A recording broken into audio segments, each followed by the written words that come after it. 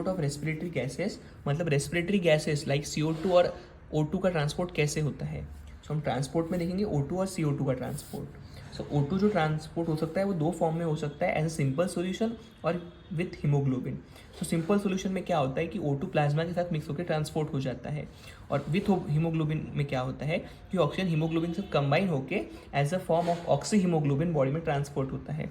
सो ये होता है 97%, मतलब जितना भी ऑक्सीजन बॉडी में ट्रांसपोर्ट होता है उसमें से 97% वो हीमोग्लोबिन के साथ कंबाइन होकर ट्रांसपोर्ट होता है, और सिर्फ 3% एज अ सिंपल सॉल्यूशन मतलब प्लाज्मा में मिक्स होकर ट्रांसपोर्ट होता है।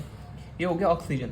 अभी हम पढ़ेंगे carbon dioxide. So carbon dioxide का ट्रांसपोर्ट 4 वेज के थ्रू हो सकता है, एज ए डिजॉल्व फॉर्म और इन the form of carbonic acid H2CO3 के फॉर्म में भी ट्रांसपोर्ट हो सकता है, या फिर बाइकार्बोनेट HCO3 के फॉर्म में भी ये ट्रांसपोर्ट हो सकता है, या फिर fourth in the form of carbamino compound, मतलब कार्बन कंपाउंड के साथ मिक्स होकर भी कार्बन डाइऑक्साइड ट्रांसपोर्ट हो सकता है। सो फर्स्ट है डिजॉल्व फॉर्म। डिजॉल्व फॉर्म में मतलब जो प्लाज्मा के साथ मिक्स होकर ट्रांसपोर्ट हो गया वो है 7%। कार्बोनिक एसिड के फॉर्म में H2CO3 के फॉर्म में जाके ट्रांसपोर्ट हो गया, लेकिन ये बहुत ज़्यादा निग्लिजिबल होता है, ये फॉर्म में CO2 ट्रांसपोर्ट होता ही नहीं है। क्यों?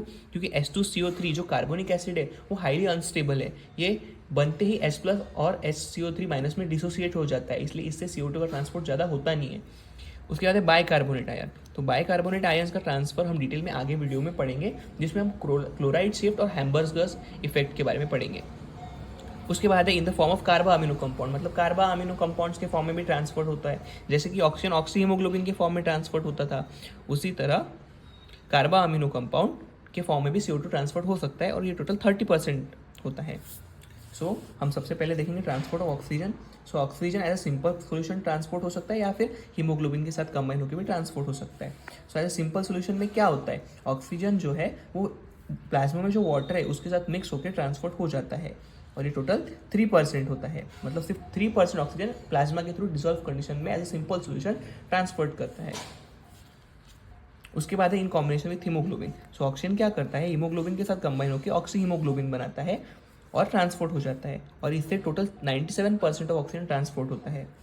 एक बहुत इंपॉर्टेंट पॉइंट यहाँ पे मेंशन किया है कि ऑक्सीजनेशन ऑफ हीमोग्लोबिन, मतलब ऑक्सीजन जब हीमोग्लोबिन के साथ कंबाइन करता है तो वो सिर्फ एक ऑक्सीजनेशन प्रोसेस होता है, ऑक्सीडेशन नहीं होता है।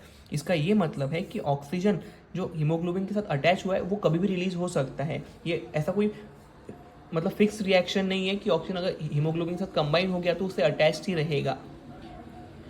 ऑक्सीजन जो हीमोग्लोबिन से अटैच हुआ है वो उससे रिलीज भी हो सकता है, depending on the concentration of oxygen in the blood, मतलब ब्लड में जितना ऑक्सीजन है उसके हिसाब से डिसाइड होगा कि ऑक्सीजन हीमोग्लोबिन से अटैच होगा या नहीं। सो हीमोग्लोबिन ऑक्सीजन को एक्सेप्ट कर लेता है जब O2 ब्लड में बहुत ज़्यादा होता है, और हीमोग्लोबिन ऑक्सीजन को रिलीज कर देता है जब ब्लड में ऑक्सीजन का कॉन्सेंट्रेशन बहुत कम हो जाता है। सिंपल सी बात है, ब्लड में जब ऑक्सीजन ज़्यादा होगा तब हीमोग्लोबिन ऑक्सीजन कंबाइन हो जाएंगे, और ब्लड में जब ऑक्सीजन कम होगा तब हीमोग्लोबिन ऑक्सीजन डिसोसिएट हो जाएंगे। तो इसका मेन कॉन्सेप्ट यही था कि जो हीमोग्लोबिन ऑक्सीजन के साथ कंबाइन होता है वो एक ऑक्सीजनेशन होता है, ऑक्सीडेशन नहीं होता है। मतलब ये सिर्फ एक टेम्पररी अटैचमेंट होता है, बॉडी के रिक्वायरमेंट के हिसाब से हीमोग्लोबिन और ऑक्सीजन एसोसिएट और डिसोसिएट हो सकते हैं। सो ये देखा हमने transport of O2, simple solution के थ्रू 3% ट्रांसपोर्ट होता है, और हीमोग्लोबिन में as a form of oxy haemoglobin 97% transport होता है। सो ये हो गया ट्रांसपोर्ट ऑफ ऑक्सीजन। अभी हम देखेंगे transport of carbon dioxide 4 forms के थ्रू। डिसॉल्व कंडीशन के थ्रू 7% ट्रांसपोर्ट होता है, जिसमें वो प्लाज्मा के साथ डिफ्यूज होकर ट्रांसपोर्ट हो जाता है। उसके बाद है कार्बोनिक एसिड, मतलब H2CO3 के फॉर्म में वो निग्लिजिबल ही ट्रांसपोर्ट होता है, क्योंकि H2CO3 जो बनता है वो हाईली अनस्टेबल होता है और H+ और HCO3- में डिसोसिएट हो जाता है, इसलिए उससे कोई CO2 का ट्रांसपोर्ट नहीं होता है। ये हो गए 2 मेथड। तीसरा है बाइकार्बोनेट में हम पढ़ेंगे क्लोराइड शिफ्ट और हैम्बर्गर्स इफेक्ट। इसमें क्या होता है, जो टिश्यू या सेल में जो CO2 बना है वो रिलीज हो जाता है इंटरस्टिशियल फ्लूइड में, फिर ये जो CO2 है ये RBC में इंटर करता है, ये है RBC में ये CO2 इंटर कर दिया, ब्लड से कुछ H2O भी RBC में डिफ्यूज होगा। H2O और CO2 दोनों कार्बोनिक अनाइड्रेस के प्रेजेंस में H2CO3 बनाएंगे, कार्बोनिक अनाइड्रेस के प्रेजेंस में कार्बोनिक एसिड बनाएंगे। CO2 आया टिश्यूज से जो उसने रेस्पिरेशन के बाद बनाया होगा, अपनी मेटाबॉलिक एक्टिविटीज़ के बाद बनाया होगा। सो टिश्यू से आया CO2, ब्लड से आया H2O। H2O और CO2 कार्बोनिक अनहाइड्रेट्स के प्रेजेंस में कार्बोनिक एसिड बनाए H2CO3। ये एसिड कार्बोनिक एसिड बहुत ही अनस्टेबल होता है, इसलिए ये H+ और HCO3- में डिसोसिएट हो गया। उसके बाद HCO3 जो माइनस है वो RBC से निकल के इंटरस्टिशियल फ्लूइड में आ गया, सेल के बाहर आ गया, ब्लड स्ट्रीम में आ गया। सो जब एक निगेटिव आयन बाहर आया है तो एक निगेटिव आयन को आयोनिक इक्विलिब्रियम मेंटेन करने के लिए अंदर भी तो जाना पड़ेगा। सो Cl- जो इंटरस्टिशियल फ्लूइड में होता है, जो ब्लड में होता है, वो RBC के अंदर चला जाता है। ये Cl- कहाँ से आता है? NaCl से। NaCl ब्लड में प्रेजेंट होता है। सो NaCl डिसोसिएट हो गया Na+ और Cl- में। तो Cl- आयोनिक इक्विलिब्रियम मेंटेन करने के लिए Cl- जो है वो ब्लड से RBC में चला गया और HCO3 RBC से ब्लड में आया। ये HCO3- NaCl का जो Na है उसके साथ कंबाइन होकर NaHCO3 ऐसा सॉल्ट बना लेता है और ये आयोनिक बैलेंस मेंटेन हो जाता है। HCO3- के निगेटिव आयन को बैलेंस करने के लिए Cl- RBC के अंदर जाता है।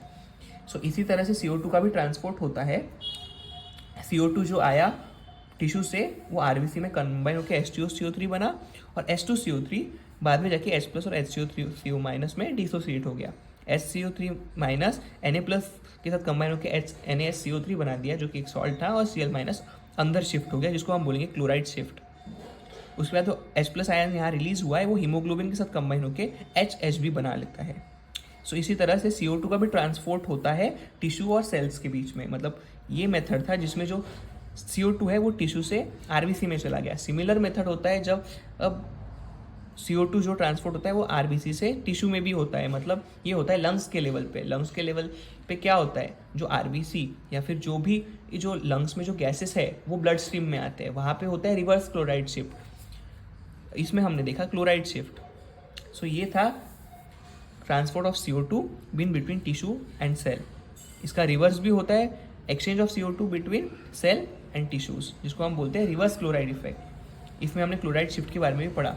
सो इस तरह से CO2 का ट्रांसपोर्ट होता है as in the form of bicarbonate ion. So हमने थर्ड मेथड भी पढ़ लिया। और फोर्थ मेथड जिससे CO2 ट्रांसपोर्ट होता है वो होता है in the form of कार्बो amino compound, मतलब कार्बो अमीनो हीमोग्लोबिन, जिससे अप्रॉक्स 30% ऑफ CO2 ट्रांसपोर्ट होता है। सो इसमें क्या होता है, इसमें क्या होता है कि जो as a carbamino compound 30% of CO2 transport होता है जिसमें CO2 जो है वो ब्लड स्ट्रीम में हीमोग्लोबिन और प्लाज्मा प्रोटीन के साथ कंबाइन होके क्या बनाता है, कार्बा अमीनो हीमोग्लोबिन बनाता है या कार्बा अमीनो प्रोटीन्स हो जाता है, जिसकी वजह से CO2 बॉडी में ट्रांसपोर्ट होते रहता है। सो ये था CO2 का चौथा मेथड ऑफ ट्रांसपोर्ट। सो ये वीडियो में हमने कवर किया ट्रांसपोर्ट ऑफ रेस्पिरेटरी गैसेस की रेस्पिरेटरी गैसेस कैसे सर्कुलेट होते हैं, जिसमें हमने O2 और CO2 का ट्रांसपोर्ट देखा। CO2 सिंपल सोल्यूशन में एज अ ट्रांसपोर्ट होता है जो 3% होता है और 97% वो ट्रांसपोर्ट होता है as in the form of oxyhaemoglobin. CO2 7% transport होता है डिजॉल्व फॉर्म में, बहुत ही निग्लिजिबल अमाउंट ट्रांसपोर्ट होता है कार्बोनिक एसिड के फॉर्म में, 63% वो ट्रांसपोर्ट होता है बाइकार्बोनेट के फॉर्म में, जिसमें हमने क्लोराइड शिफ्ट और हैम्बर्गर्स इफेक्ट के बारे में पढ़ा, और 30% ट्रांसपोर्ट होता है कार्बो अमीनो कंपाउंड में। तो ये था ट्रांसपोर्ट ऑफ रेस्पिरेटरी गैसेस। इसके डिटेल नोट्स, सारे डायग्राम्स और फ्लो चार्ट आपको हमारे टेलीग्राम चैनल पे मिल जाएंगे, जिसका लिंक मैंने डिस्क्रिप्शन बॉक्स में दे दिया है।